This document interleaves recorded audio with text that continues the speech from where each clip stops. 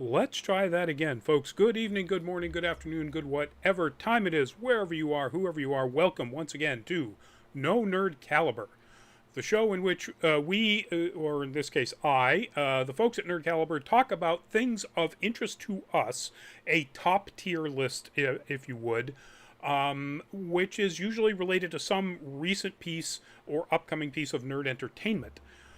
Tonight I am going to be talking about my top 5 favorite comic book anti-heroes.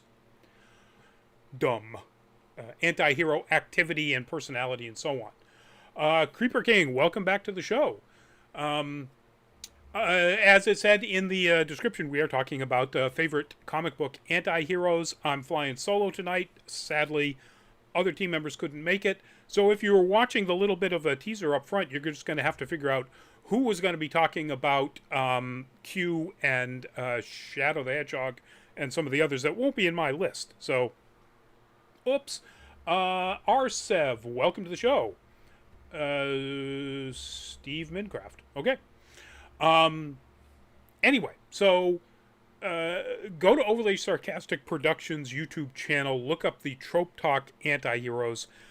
They have a wonderful, long, in-depth analysis of what, things go into making an anti-hero, and ultimately their conclusion is there isn't really a definition that would fit all of the people that are called anti-heroes. I'm going to go with my concept. An anti-hero is somebody who has non-heroic primary qualities or actions on a regular basis. That is part of their character, either the quality or the actions, who also, more often than not, or at least 50% of the time, engages in heroic activity. And all of the people that are in my list fit that category. Or that definition, I should say. All right, so I'm going to jump right in with my first one, number 5. I'm going to count up to my number 1. Number 5 is somebody I think a lot of people would expect to be much higher on any list. You know what? Since this is semi-related, let me throw this right out of the gate. I did a search for what a lot of people consider their most favorite anti-heroes, and 2 names that kept coming up are 2 names that had anybody chosen them for this list on our team, I would have told them that I would roast them mercilessly for it. And that is the comedian from Watchmen and Deathstroke. And the reason I would do that is because they would never be on my list, and they shouldn't be on anybody's list for 2, well, at least one shared reason, and then for Deathstroke, one really, really big reason. They are both at least multiple attempted, if not successful, committers of the R word. Sorry about that. I don't want to get demonetized. You all know what I mean. They all commit vape. They're vapors. Vapists? Anyway. Deathstroke in particular, and this has been confirmed by the writers of this particular arc, when he was brainwashing, grooming, whatever the term you want to use, Terra to be an inside mole for his attack on the Titans, he vaped her. And that would make him a pedestrian who's a fan of Pedialyte. Yeah, you get my drift. Those 2 characters would not be allowed on the lists of anybody who would put this on. And they shouldn't be on anybody else's list, frankly. They are not characters to admire. These characters do have some pretty terrible traits, but they are ultimately admirable. So, first one. And that is, of course, the Merc with a Mouth, Deadpool. Deadpool started out as a villain, as many of these characters did. Arsev Rope, okay? Deadpool started out as a villain in his first appearance in New Mutants. He was hired to kill Cable. And he became very popular very quickly, and ultimately wound up becoming more of a tragic villain anti-hero. Initially, he just had super agility, almost Daredevil-like, without Daredevil's lack of one particular sense. And it wasn't until later on that he wound up with his regeneration ability, which gave him the cancer, which drove him insane, and all of the other things that are currently associated with Deadpool as a character.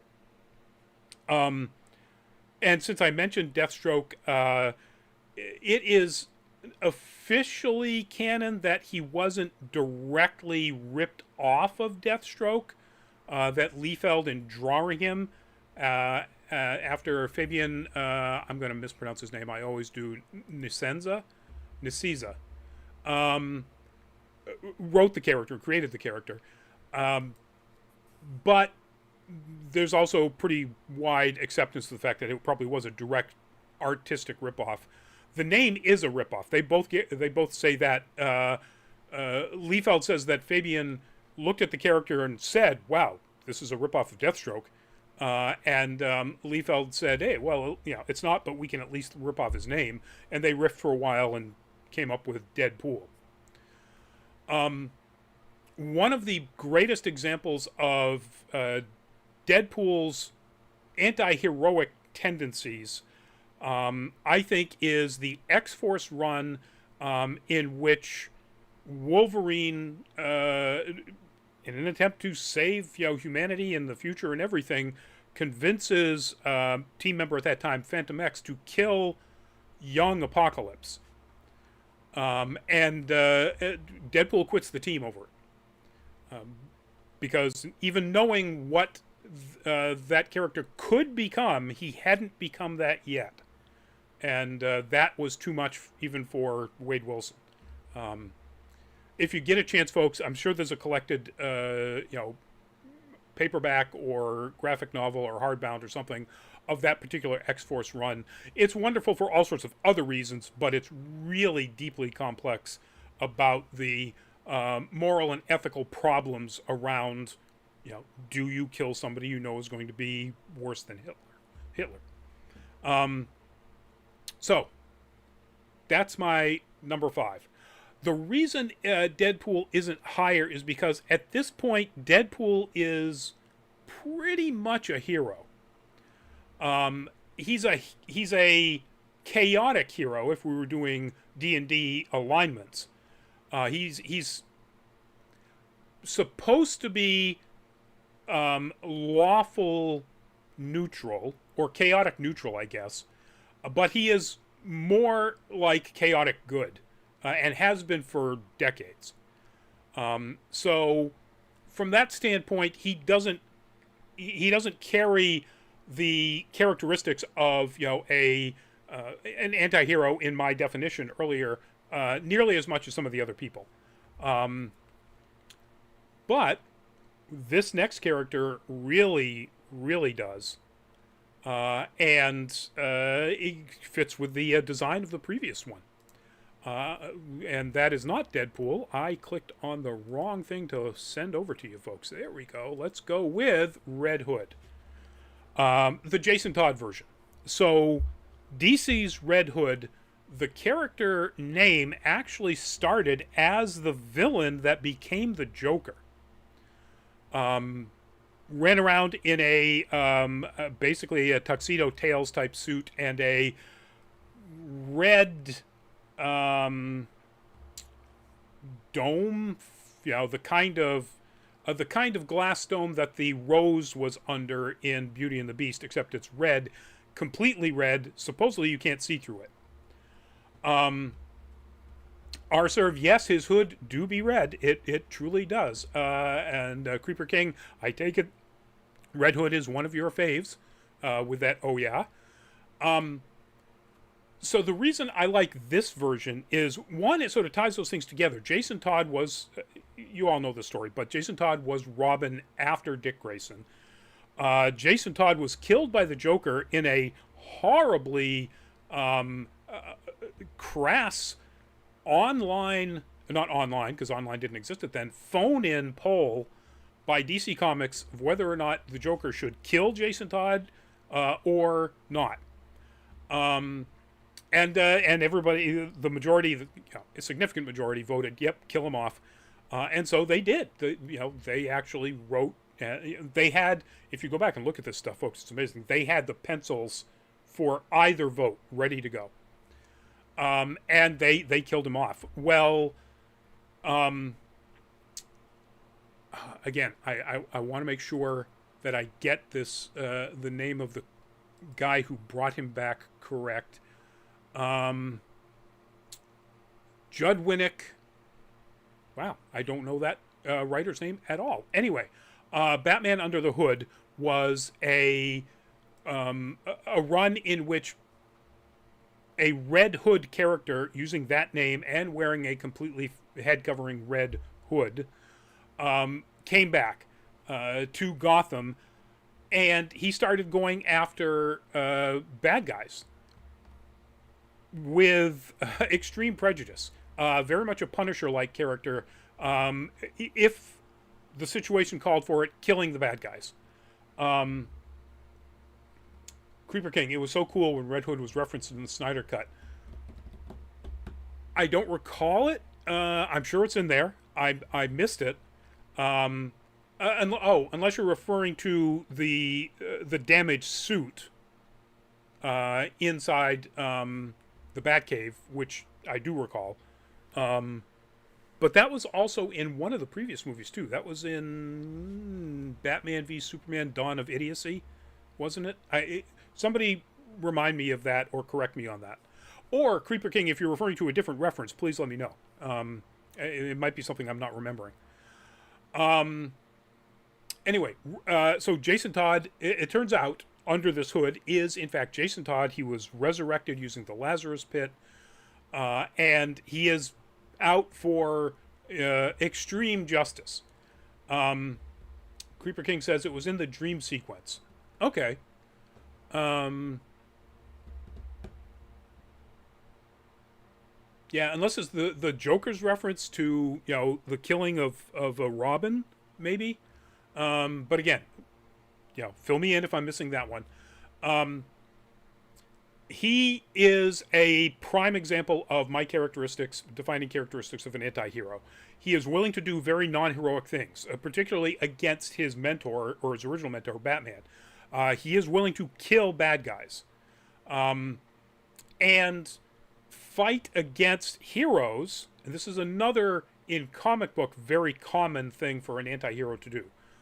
Fight against the more heroic heroes who are trying to stop him from doing his anti-heroic, sort of more villainous aspects of, his crime fighting, etc. And Jason Todd, Red Hood, is, he's that in spades. He fights Tim Drake, he fights Nightwing, he fights Green Arrow. He goes up against pretty much everybody in those people who are trying very much to stop him from doing the sort of stuff that he does, killing people, so on. I think that this is one of the smarter things that DC has ever done with reinventing and reinvigorating a character. They've done some dumb things with him since they brought him back, but he's consistently a good, complex anti-hero. Not nearly as complex as my number two, but before we get to my number two, we're going to go in one who is pretty much as non-complex as you can possibly get. And that is, of course, the Punisher. Frank Castle, Francis Castiglione, the story. His family was killed while they were in the park, just having a picnic, they got in the way of a mob fight, two mafia-type gangs. With his background in special forces and law enforcement and so on, Frank Castle decided to take the fight to the criminals, very much like Jason Todd eventually became, and decided he was going to do pretty much anything he needed to do to get back at the people who killed his family. Once that happened, he just continued that policy of stopping all particularly dangerous, bad guys and villains. He kills them. He will kidnap them. He will kidnap family members. He's extortion, just general violence, torture. Frank Castle will do anything to get what he needs to do to stop the worst of the worst. Like Deadpool, and kind of like Red Hood, he started out as a antagonist. Let's put it that way, because I think right out of the gate, he started out as an antagonist for Spider-Man. That was his first appearance, and right out of the gate, it was pretty quickly known that he had revenge isn't necessarily a noble motive. He was trying to stop the right kind of people just doing it in the wrong way, according to the traditional view of comic book heroes. But he's a one-note character. I would have him lower on my list, because I think Jason Todd is a more complex character by a lot. But Frank has been around longer, and so his stories are much, much more varied. His interactions with other characters within Marvel Comics runs the gamut. We're talking some of my favorite instances. The short storyline, and it occurs within, I think, 2 issues of 2 of the comics that are on the Captain America side of the original Civil War. Frank winds up in that team, on Cap's team. Cap decides to recruit some of the slightly more villainous anti-heroes, or less or more heroic villains, shall we say, or neutral villains, on his side, because he needs bodies, and some of these people he knows are not, psychopaths, and they're not, spree killers or anything like that. They're people who are in a tough spot, who wound up going to a life of crime. Punisher sees one of them that he considers to be a very, very bad person, and kills him right in front of Captain America. And Captain America proceeds to beat Frank almost to death. And it's just a wonderful scene, and Frank takes it. He knows it's coming. That's the kind of guy he is. He's willing to do literally whatever it takes, even getting beaten almost to death by Captain America, if it means he gets to kill one more particularly bad criminal. And there have been multiple appearances of the Punisher of Frank Castle in various live-action properties. So that's another plus in his book, in my mind. And frankly, I think that John Bernthal's version of him in the Netflix series First Daredevil, and then his own 2 seasons, probably the best one done, in my mind. Some of the best stories, particularly season 2, with its really nuanced look at PTSD, and the difficulties soldiers face after being in particularly brutal situations. It was good. But yeah, so Frank Castle, the Punisher, is my number 3. My number 2... let's see, I'm kind of rushing through these. I'm going to see if I can slow down a little bit, but I don't want to slow down too much. My number 2 is... I was really surprised to read this in Wikipedia. I should know more about this. I know that my number 2 appeared during World War II. So he's a very, very old character, even before World War II. I didn't know how much prior to World War II he had appeared. And that is Namor, the Submariner. Namor first appeared before Timely Comics existed, or before they started publishing what would eventually become their namesake, their first Marvel comics. In 1931, Namor was created for a weekly funnies magazine, and then very quickly went over as a character to Timely Comics. Was the very first character in the very first Marvel Comics #1 for Timely. And so again, it was not called Marvel at that time. They eventually took over the name of that comic book as the entire name of the company. In 1931, later that year, the very first issue of Marvel Comics featuring the very first appearance of Namor, the Submariner, created by Bill Everett, which I knew. That I knew. And very quickly he wound up as part of the World War II Defenders team with Captain America and the original Human Torch, the android. By the way, for the DC fans out there, that means he predates the first appearance of Aquaman in anything by 2 years. So if we're going to go, which human Atlantean hybrid, I guess technically now he's a human demigod hybrid, Aquaman is. Anyway, who is from a place called Atlantis, under the sea, can breathe water and air, but Namor beat him by 2 years. And that does kind of give away the fact that I'm more of a Marvel fanboy than I am a DC. But, it's true. So Namor, again, started out as an antagonist when he moved up into the Golden Age, or the Silver Age. Appearing as an antagonist for the Fantastic Four.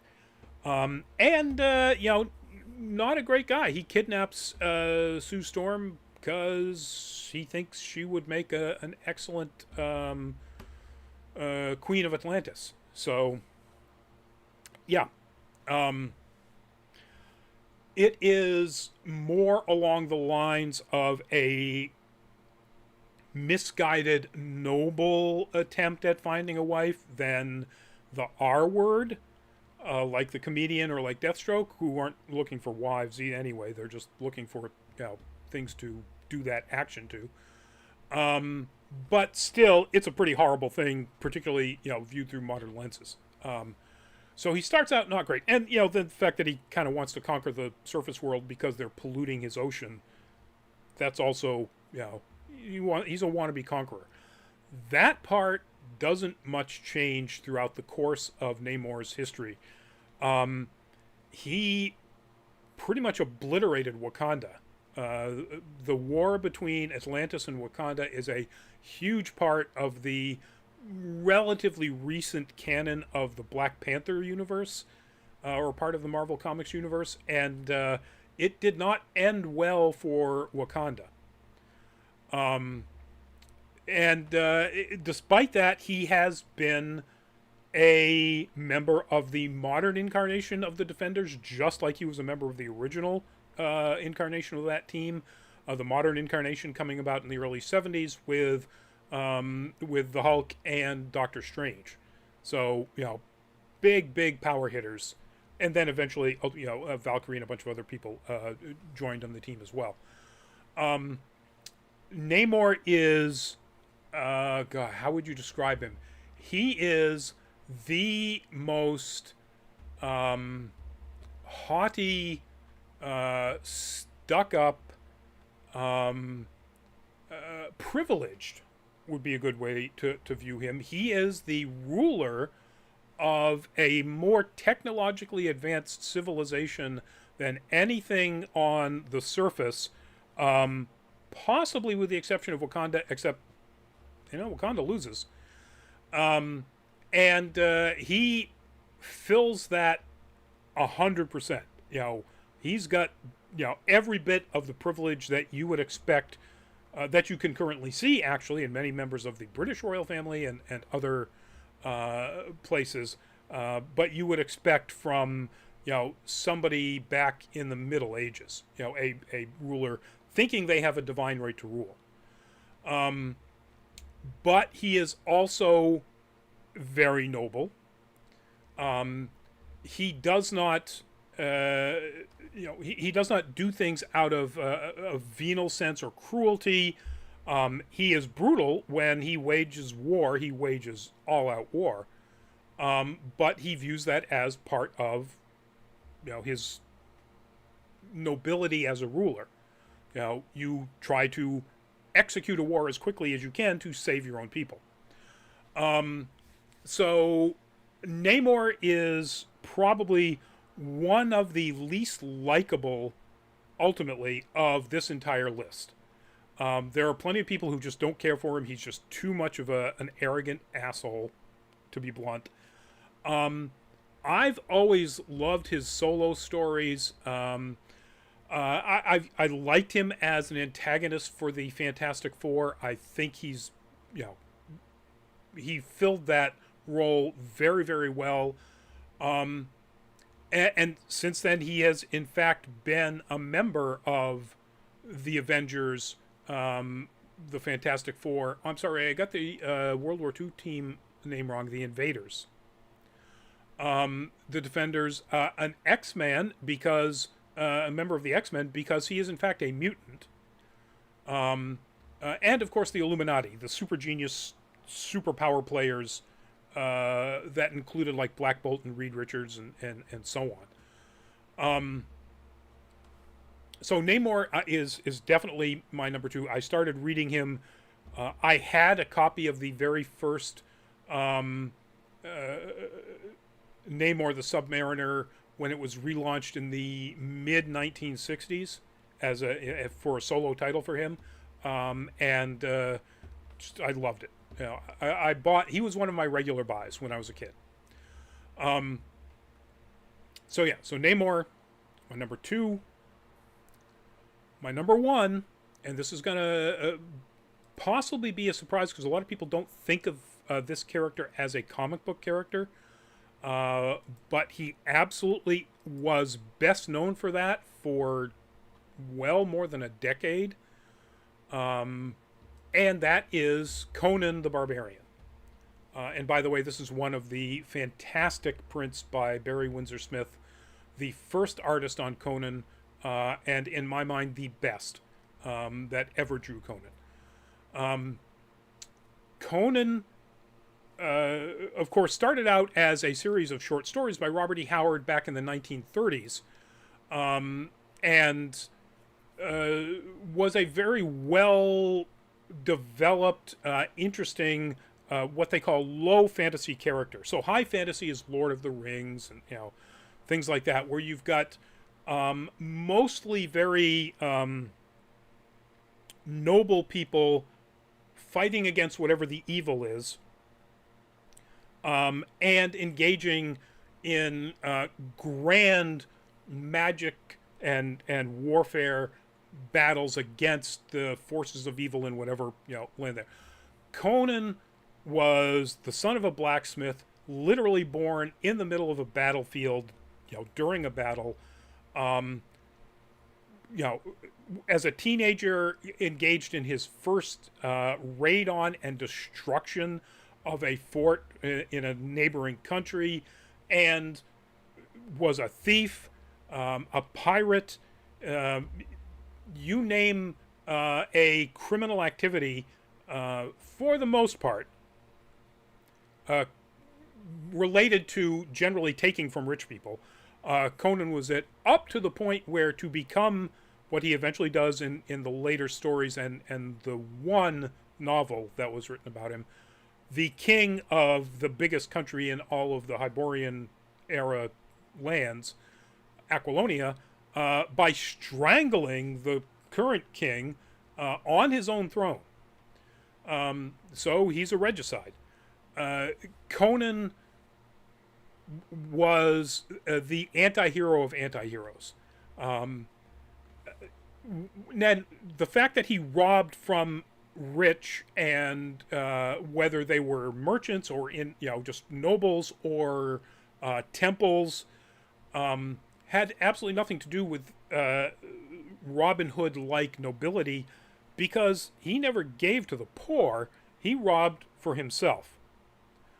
Now, having said that, there's some interesting essays that do a pretty good analysis that an awful lot of the criminal activity that he is associated with is told in the writing about things that had happened in the past or things that were going to happen in the future, but you almost never have any stories in which he is specifically engaged in piracy, for example, even though there are a number of stories that take place with him as a member of Belit the She Pirates crew, in which he actually kills people to take their money. You know, that's not almost never written. The very few times that happens is people that he happens to encounter in, say, temples, who are obviously very bad people, evil wizards guarding something horrible like a giant snake or a elephant-headed god in one case. And yeah, in those cases, he winds up killing either the temple guards or what have you. But common folk, like a merchant or someone like that, you don't ever see that written down. He mentions it, Robert E. Howard mentions it, but not as part of a story. Like Conan had done that. He had been a pirate, so therefore the comics, in the first run of comics, wrote out a lot of those early stories of him as a relatively young thief.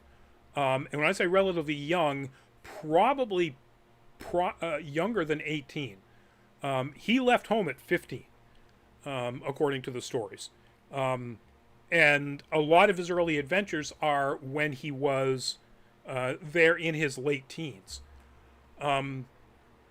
So, a lot of the early stories in the comics were adapted, usually by the writer Roy Thomas, right from some of Robert E. Howard's stories. And some that were just mentioned by Howard in passing, and then they fleshed out. And Conan, yeah, he was a criminal. I wouldn't say villain, but he was absolutely a criminal, and did non-heroic things, killing people for money, for example. But generally, certainly in the comics, and for the most part in the stories and the novels, he does always side on the heroic thing if there's a choice between, serving himself or saving somebody in trouble.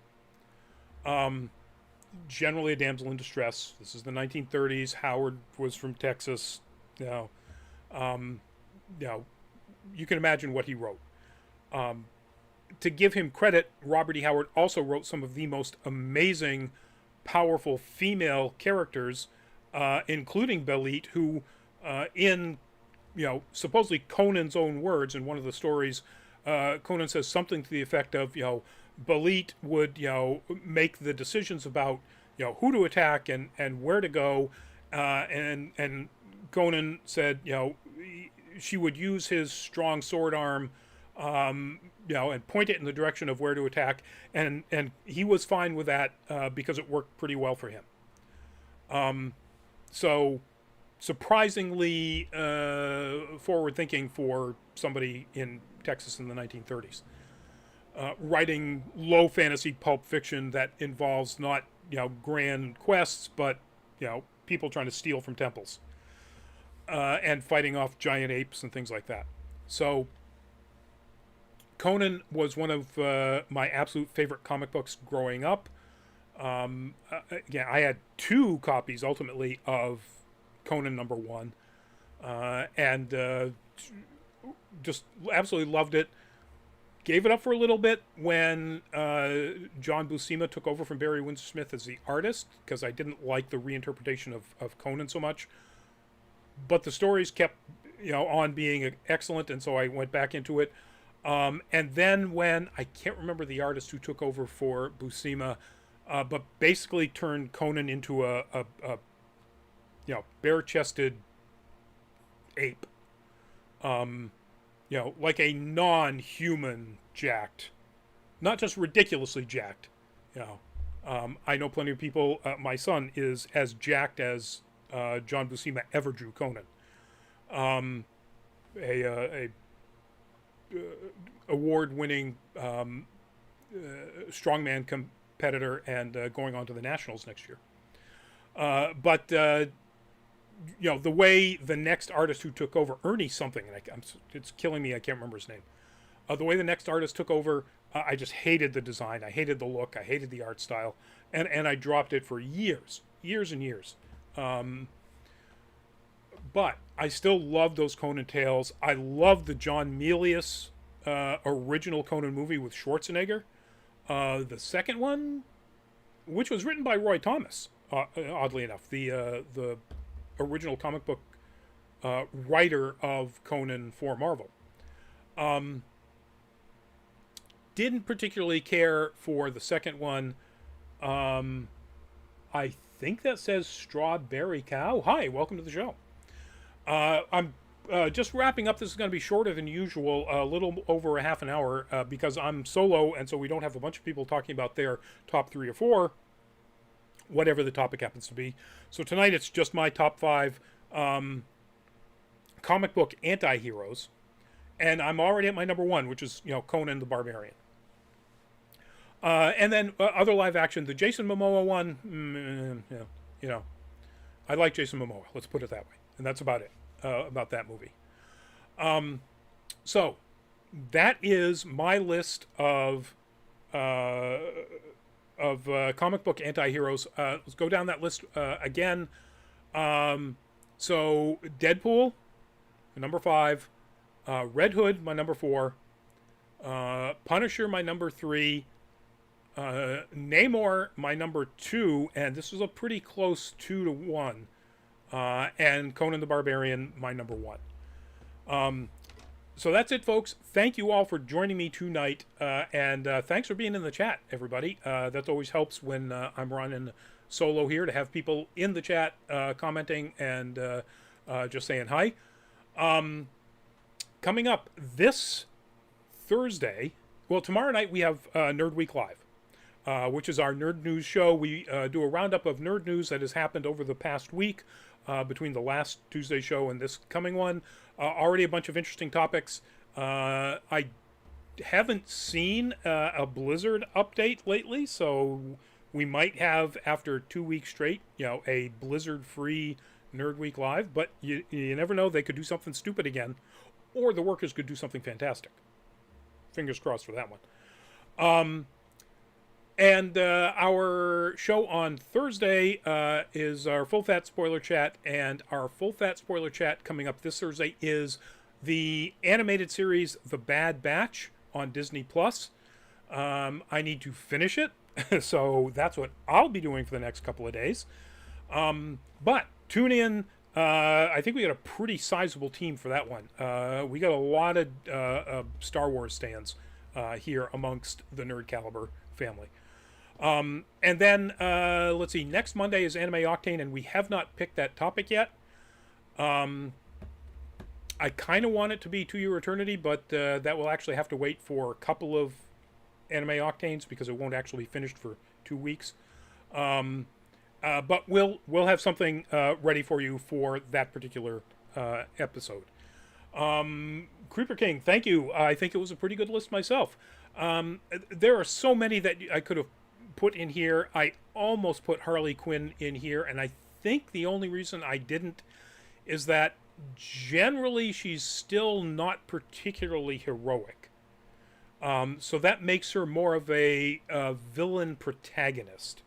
Again, I recommend going to watch Overly Sarcastic Productions Trope Talk Anti-Heroes to get a great breakdown of the 4-quadrant cross section of types of anti-heroes. It's really good. So folks, thank you all very much. If you get a chance, please do check out our Patreon page, patreon.com/nerdcaliber. Love to have you help support us. Just a couple of low-dollar tiers. We're generally just up there so that people can help us out getting back to cons, assuming cons happen. Safely, that is. And so we can get more coverage out of cons and so on. So Check it out if you get a chance, folks. Otherwise, we'll see you at an upcoming show.